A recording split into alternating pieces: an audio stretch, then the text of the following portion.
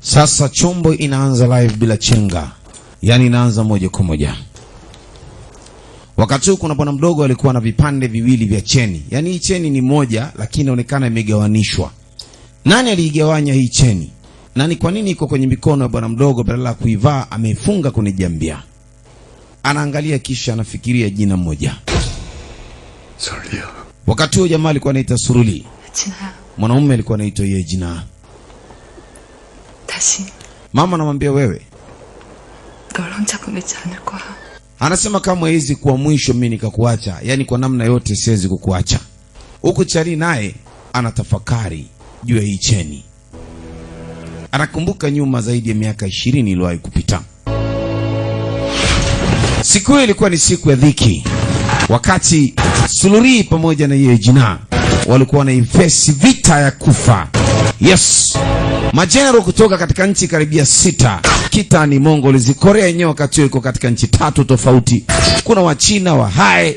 Hasa walikuwa wanawafesi mwamba huyu. Walikuwa wanamuita Yejina. Na mpenzi wake alikuwa anaitwa bibi Suruli.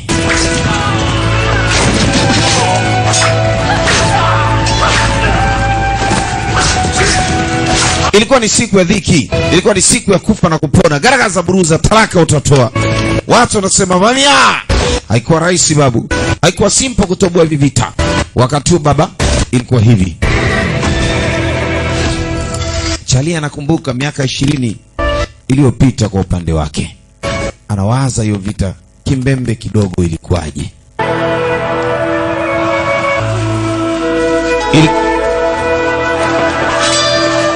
Hadi kuwa shwari hata kidogo. Yani shughuli ilikuwa ni shughuli kweli kweli. Bwana mdogo anakumbuka hiyo vita ya huyo Suruli pamoja na Yejina. Lakini mambo ya kuwa shwari kama jinsi ambavyo unafikiri wewe. Ilikuwa ni siku ya dhiki, siku ya kufa siku hiyo. Chali anawaza. Anasema mapenzi ni lazima ni kitu ambacho kinakuwa kama hivi. Hivyo ndivyo jinsi ambavyo walikuwa wanazungumza wapenzi wawili. Anasema hata kama barabara ni ya chini ya ardhi, basi tutaichukua kwa pamoja. Barabara ni ya kufa, basi tutakufa kwa pamoja. Na kama ni ya kuishi, basi tutaishi kwa pamoja. Dogo anasema kama alivyo mama yangu na kama alivyofanya baba yangu ndio mapenzi katika ulimwengu. Kwa Chali yule ambaye alikuwa anakufa hapa siku hiyo, yani hao watu ambao walikuwa wanapambana, Suruli pamoja na Yejina, alikuwa ni baba yake na mama yake. Baba yake huyo na mama yake huyo ni yupi? Picha na stop kidogo. Tunarudishwa nyuma miaka zaidi. Anasema ilikuwa ni mwaka wa 13 katika karne ya 13. Kipindi nchi ilikuwa ipo katika China, ilikuwa ipo katika maendeleo. Kwa watu wa Goguryeo wengi walifanyika watumwa katika nchi ya Wai, Boliwongu pamoja na nchi zingine kadha wa kadha. Hivyo prince wa Goguryeo akajikuta ameingia katika matatizo. Hivyo ikatokea kitu inaitwa Bing Chungshigi. Huyu Bing Chungshigi alikuwa ni mpiganaji wa ngumi. Anasema historia ya Goguryeo baada ya kupita ikatengenezwa kitu chenye nguvu ambayo ilikuwa inaitwa Bichulimanyo. Hii Bichulimanyo majenerali walikuwa wanaitafuta mwaka 1238, 1328. Anasema wakati huo kuna mtu mmoja huyo Bichungi alikuja kwa ajili ya kupata hicho chombo. Muziki ulikuwa ni mzito. Anasema hiyo inaitwa Flying Divine. Lord Jaesang amekuja kuinunua hiyo mashine hiyo.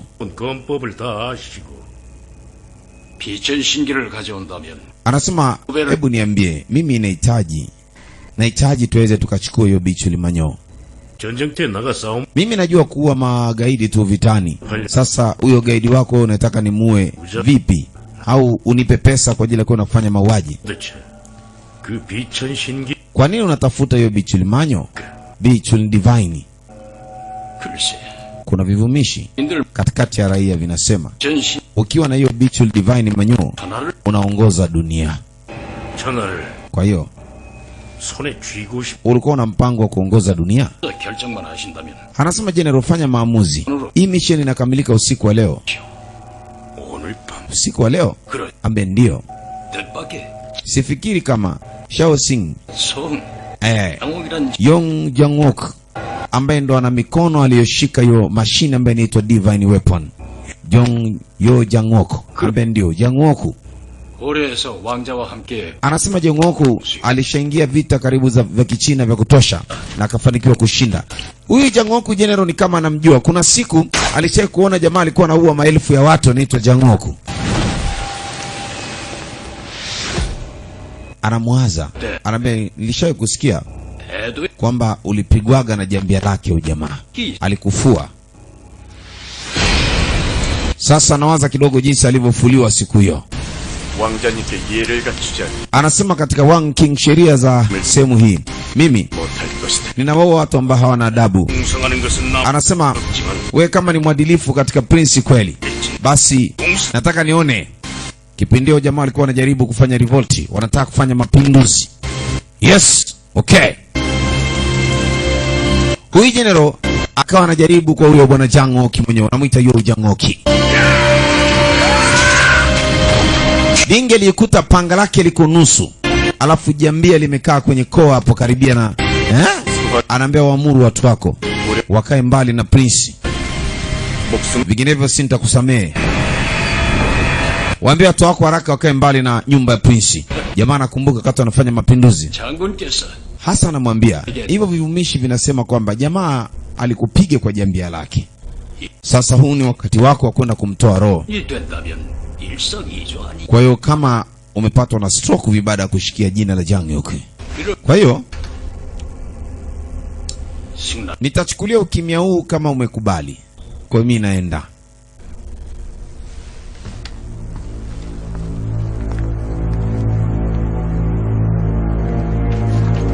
Aliuchukulia ukimya kama amekubali. Kwa hiyo akamwambia mimi nasepa.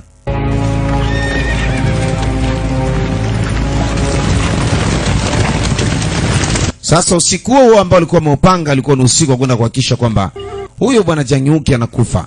Lakini Jangwoki siku leo alikuwa anapasha. Jambia lake lilikuwa ni divine weapon, silaha kama ya miujiza hivi. Lakini pia style alikuwa anatumia ilikuwa inaitwa Bichul Divine Manyo. Na ilikuwa ni style kama ina miujiza ndani yake. Hii style ina vitengo 12. Vikikuingia vyote unaweza kuruka juu kupita hata mti. Sasa ndicho ambacho jamaa anafanyaga mazoezi na hajamaliza. Naye pia hajatimiza kukamilisha zoezi. Mpaka sasa hivi hakuna habari. Mke wake yupo leba kwa ajili ya kujifungua. Naona jamaa anajituliza na jambia kwa sababu mkeo yuko leba.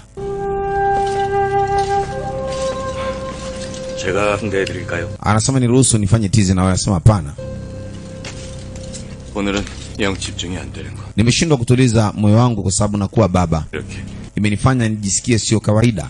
Maana naelekea ubabani sasa. Kama atakuwa kiume,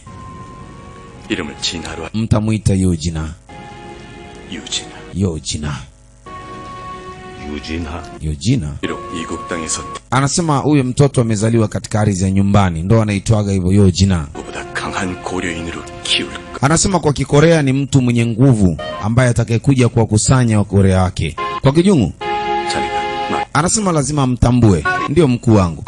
Bosi, hongera bwana, mtoto amezaliwa. Sawa, sasa unampa hongera, mtoto kazaliwa. Kwa hiyo aende akamuone mtoto sasa.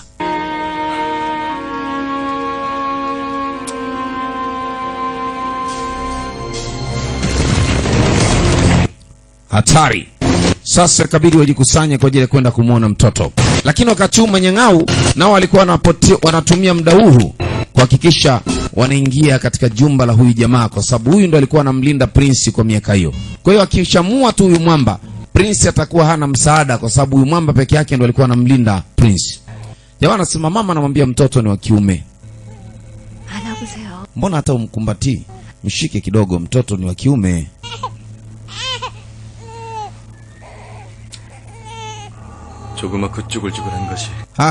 Yupo kawaida sana. Sijui nitakupa asante gani mama watoto. Kwa jinsi ninavyomuona amefanana na wewe kabisa.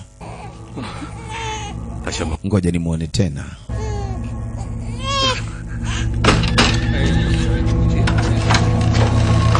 Jumba lake Manyambuleti walikuwa wanaingia. Hawa wanaitwa Black Devils. Wanafanya kazi za mauaji, ni mercenary, unawapa pesa wanafanya kazi. Hawa walikuwa wametumwa chini ya huyo mtu ambaye anataka kushika nchi. wanasikia jambia zinalia nje. Wanga wanga. Kelele za nini nje? Mke ndo anauliza hizo kelele za nini. Sasa baba ikabidi atoke kwenda kusoma ramani juu ya hizo kelele. Anaambia ni Black Devil. Black Devil? Ambe ndio Black Devil ashaingia hapa. Kwa manake wamekuja kwa ajili ya kutoa maisha yako mkubwa. Wamesikia juu ya hiyo divine na wanamtaka mtoto pamoja na wewe. Mkubwa, fanya mpango haraka uondoke sehemu. Msijali. Mimi maisha yangu nitayaweka hapa. Anasema hapana. Kama ni kweli ni Black Devil, huwezi kupambana hata kwa jambia moja ukiwa peke yako. Hawa Black Devil ni hatari. Kwa kijungu, Wangsu. Katika dunia hii, kama mmeamua kweli kukaa katika sehemu ya kukata tamaa maisha yenu ili mbaki katika halali, basi amueni jambo. Sasa itabidi uweke maisha yako katika kifo ili kumkomboa huyu mtoto pamoja na hiyo divine weapon. Hiyo mapigo yakichukuliwa na manyang'au, nchi inakuwa imeshaenda. Na so nchi kwenda tu, mambo yatakuwa magumu. Kwa hiyo ni bora wakaficha divine ili sasa baadaye aje kupatikana mtu ambaye atakayerejesha umma. Bwana mheshimiwa huyu akabidi amchukue mke wake bwana Jang Yuki. Lakini kuna mtu mwingine akapewa kazi ya kuhakikisha anamtorosha prince. Huyu hapa anaangalia machafuko ameacha. Mwingine akapewa kazi ya kuwazuia manyabumbu asiingie ndani. Sehemu ya kwanza kabisa, picha ni to Dance in the Sky. Wow.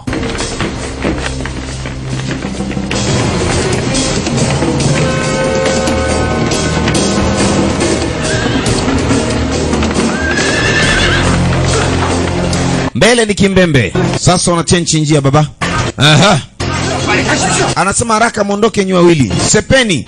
Mwamba sasa huyu hapa. Wanamuita Wangsu. Wangsu anaingia kati kwa ajili ya kuhakikisha aendi mtu, atoki mtu, wala afanye kitu mtu. Yaani ni kazi jua kazi. Shughuli kweli kweli. Sasa Wangsu peke yake anatosha kukamilisha mchongo. Mambo hii hapa. Wanasema mambo iko huku wewe. Tuliza ball. Ni baba Simba Fernando kwenye maiki. Sasa nani atathibitisha kwamba wao wanahitaji au nani atakayewathibitishia maisha yao, kwa sababu wanahitaji msaada. Mzee wa Bichuli Manyo mke wake ndo kwanza sasa hivi amejifungua mtoto.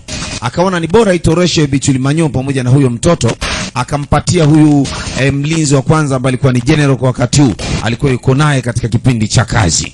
Hapa picha iko mwanzo, wote tunahitaji majibu. Hebu twende tusogee kwanza katika sehemu ya pili. Episodi ya pili hii hapa. Picha wanaita Dance in the Sky. Yes. Cheza hapo angani kama unaweza. Hebu tuoneshe mambo. Hebu let's go.